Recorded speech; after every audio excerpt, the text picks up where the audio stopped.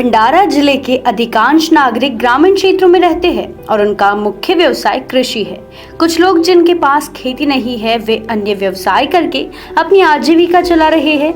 लेकिन इस साल राज्य में कोरोना की दूसरी लहर के मद्देनजर लॉकडाउन कर दिया गया है, जिसके कारण कई लोगों पर उदर निर्वाह का सवाल निर्माण हो गया है।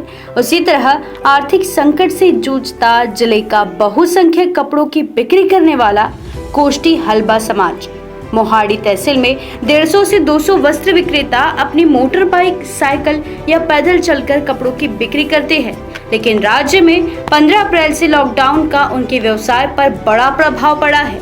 कुछ फेरी वालों ने बैंक से कर्ज लिया था और कुछ दिनों के लिए अपने घरों में पर्याप्त कपड़े रखे थे, लेकिन वो तब हुआ जब पिछले साल पूरा लॉकडाउन आया, इसलिए वे बेच नहीं पाए। बीच की अवधि में किसी तरह थोड़ी छूट मिली, लेकिन गांवों में जाने के बाद ग्रामीणों की आर्थिक स्थिति अच्छी नहीं थी और उनके लिए कपड़े खरीदना मुश्किल था।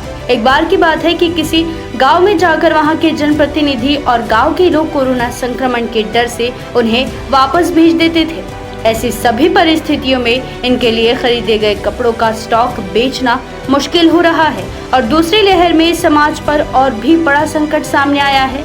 सबकी आर्थिक स्थिति बिगड़ गई है, जैसे तैसे उधार और अन्य पर्याय कर 2 वक्त की रोटी का जुगाड़ कर रहे हैं, ऐसा इन व्यापारियों का कहना है। फेरी वाले कपड़ा व्यापारी पिछले कोरोना महामारी के काल से 1 साल से हम घर में बैठे हैं।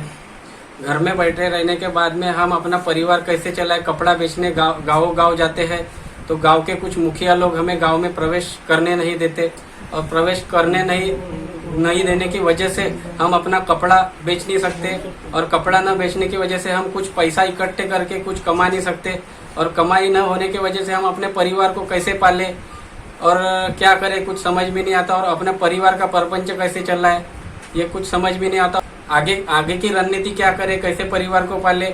और तो हम शासन से ये विनती करते हैं कि हमारा कुछ तो भी मदद हमें शासन के मार्फत होनी चाहिए, ऐसे हम शासन को विनती करते हैं।